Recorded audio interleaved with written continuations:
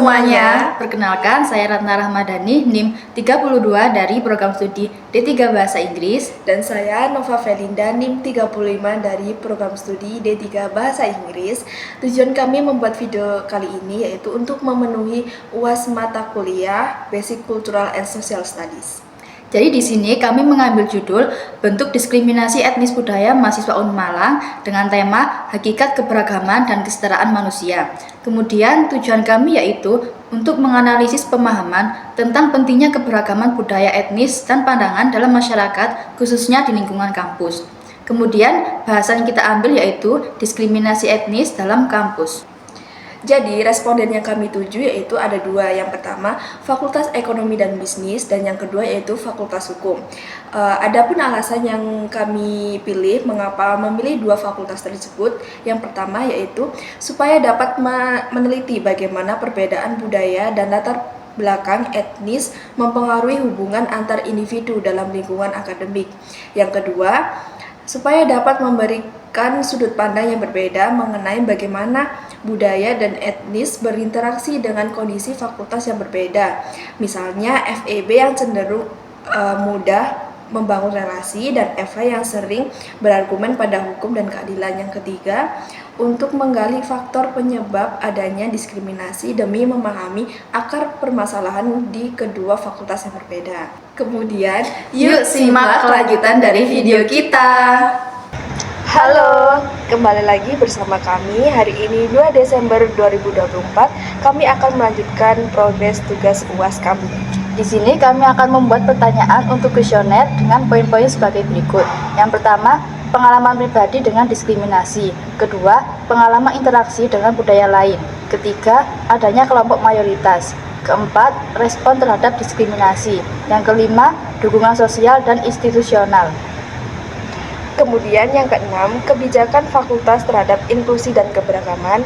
Yang ketujuh, pembentukan kelompok berdasarkan budaya. Kedelapan, keterbukaan kegiatan atau organisasi mahasiswa. Kesembilan, kondisi kampus terkait diskriminasi. Dan yang terakhir, kesepuluh, efektivitas kebijakan fakultas. Yuk ikuti kelanjutannya.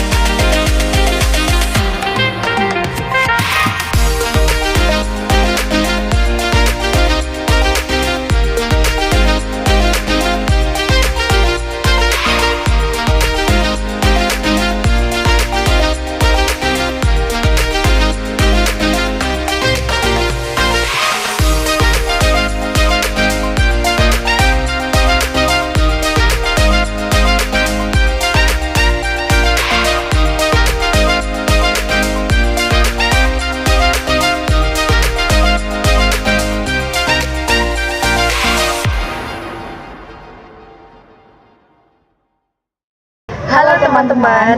Jadi hari ini kita telah menyelesaikan pembuatan pertanyaan untuk kuesioner kita. Berikut adalah rincian dari kuesioner kita. Berikut adalah isi dari kuesioner kita yang telah kita buat. Pada halaman pertama terdapat judulnya, yaitu bentuk diskriminasi etnis budaya mahasiswa Universitas Merdeka Malang. Kemudian ada biodata yang akan diisi oleh para responden kami yang meliputi nama lengkap, asal fakultas, program studi, jenis kelamin, serta semester yang ditempuh oleh para responden kami. Pada halaman kedua merupakan isi dari kuesioner yang telah kita buat. Kurang lebih terdapat 20 pertanyaan yang akan diisi oleh para responden kami. Berikut adalah isi dari pertanyaan yang akan diisi.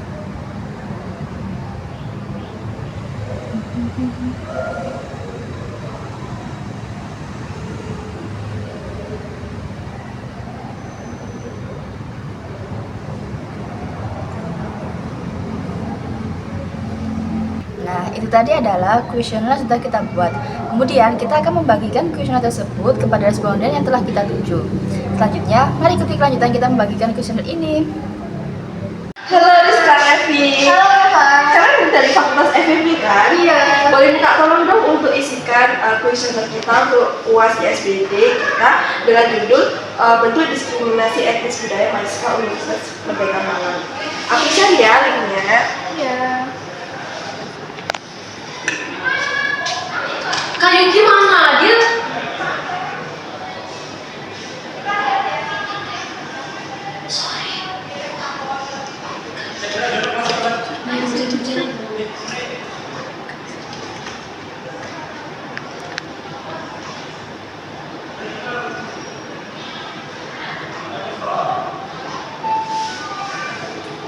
Oke, ini aku isi ya. Iya, terima kasih ya Rizka Evi.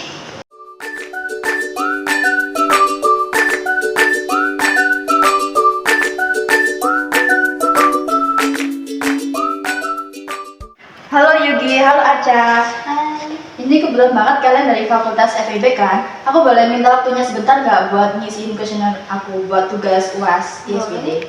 Aku kirim linknya ya. Udah aku kirim teman-teman. Oke.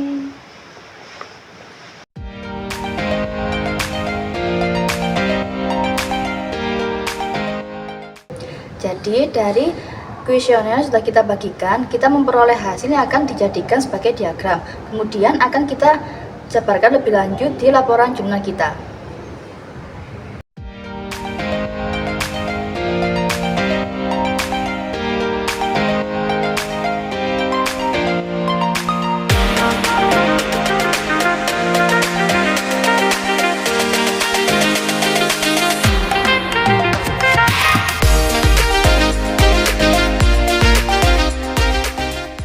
Langkah selanjutnya setelah pembuatan diagram, kita akan menyusul hasil laporan kita. Pada laporan kita terdapat bab yang pertama yaitu abstrak, yang kedua yaitu pendahuluan. Kemudian setelah pendahuluan kita akan beranjak kepada pembahasan, di mana pembahasan ini merupakan hasil dari jawaban-jawaban para responden kita, kemudian dijadikan pembahasan.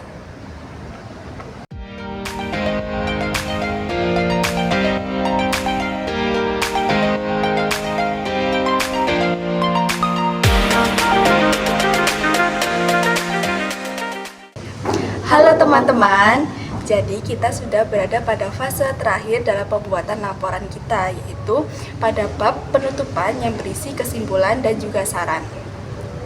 Untuk kesimpulannya, diskriminasi budaya dan etnis masih menjadi masalah di lingkungan kampus, meskipun kampus berusaha menciptakan suasana yang inklusif.